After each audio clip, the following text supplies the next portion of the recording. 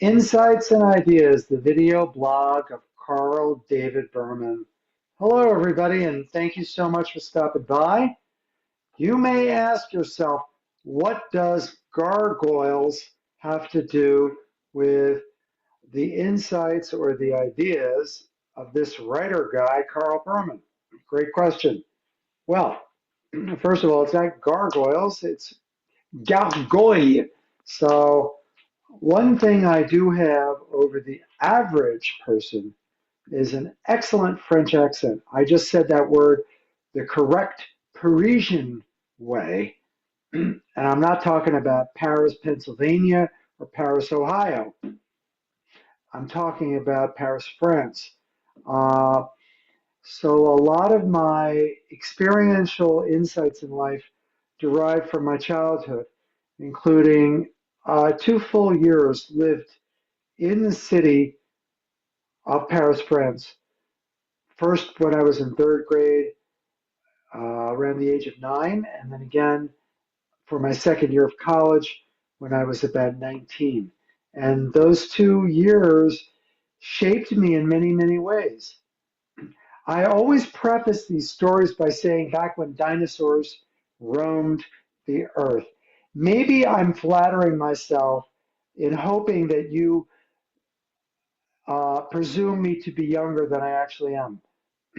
Well, I'm talking about 1969 when I was in third grade. I'm talking about 1980 when I was a sophomore at Columbia College, Columbia University in the city of New York, uh, at a program called Reed Hall, which is a year of rock program sponsored by Columbia University and which permits Columbia College students to continue their education while also soaking up the culture of Paris, France.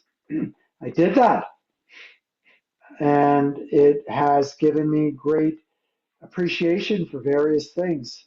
Um, I don't think you have all day to sit here and watch me pontificate and blather about my life's journey and my hoity-toity experiences as an American living abroad at a very young age. But let me put it to you a bit bluntly. It wasn't all roses and croissants and um, sitting in cafes and admiring the people walking by and going to the Louvre and staring at the Mona Lisa. um, Those 2 years included a lot of upheaval for me, and people who know me well know exactly what I'm talking about. Um, you, as the purveyors, I guess, or the participants in this video blog, are going to be left in a bit of suspense and confusion about what those experiences were. Suffice it to say, while Paris is certainly a city of romance, it also can be a very bittersweet place. Very, very bitter along with the sweet. And um, now, at the ripe old age of 65, I can say with confidence and with assertiveness that it ain't all that it's cracked up to be. So I leave all that on the shelf sometimes. I put all that aside and I focus on the here and now because I'm not interested in living my life in the manner of a pity party. Nobody ever wanted to come to a pity party. Nobody listens to you when you complain. They listen to you when you have something positive to contribute. Life is a journey and it should be towards a destination of pleasure, if not happiness. What's the difference? Okay, that's a great topic for tonight. Pleasure versus happiness. Pleasure is rather easy. All of us have things that give us pleasure. In my case, I can rattle off 4 or 5 quick illustrations. A chocolate candy bar Pleasure. Is that happiness? I don't know. What else? Sex. Is that pleasure? Sure. Is it happiness? It depends who I'm doing the nasty with under what circumstances, right? Okay. For some people, it could be a cigarette or a drink of alcohol. Hey, there are many times when a glass of fine alcohol uh, gives me a heady experience of pleasure. Doesn't mean that I'm happy. Doesn't even mean that I'm pursuing happiness. You know, you are listening to a video blog for of a lawyer. It's not a legal infomercial. It's nothing to do with that. But I do parse words, so I think the distinction between pleasure and happiness is something that we all can chime in on. And I've met lots of people in my life, and I've always been struck by those who seem happy. Have you ever wanted to ask someone, for example, a waiter or a waitress in a restaurant, how they manage to smile so much? You do see that a lot. That's a kind of job where a good, beautiful smile, radiant smile helps. And you want to know what the secret is.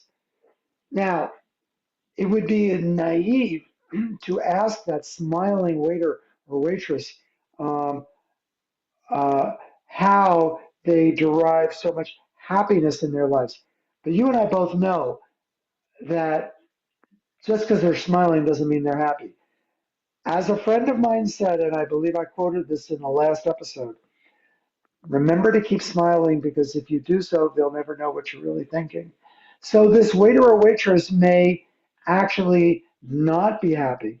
They just may be smiling for some other ulterior purpose. And 65 years has taught me some things. One of them is that you attract more uh, bees. I was going to say bears. You attract bears with honey. That doesn't even make sense. Who would want to attract bears? You attract more bees with honey than you do with vinegar. I don't think bees would even go near vinegar. Um, so I may have just garbled that old wives' tale. But certainly, we want to make people feel comfortable around us, and we want people to be intrigued about what our special mystery is, and what our aura is, and why we're so joyful. But joy is a topic for another video from the series Insights and Ideas of Carl David Berman. I've been getting some feedback from young folks that video blogging is very, very passe. It had its moment, and now podcasting is all the rage. I don't care. I'm a video blogger, and once I became acclimated to the tricks of this art, I'm into it. And anyway, it's a YouTube channel, so I don't know what people would think if they went to a YouTube channel and all they heard was a podcast audio. So either I'm crazy or I'm a pioneer, and people are going to go back later and find these things and appreciate them because I'm ahead of the curve. I do believe I was ahead of the curve at the age of 9. Some of the things I did in Paris, France were fashion forward and were avant garde and were risque and were novel and were very liberal.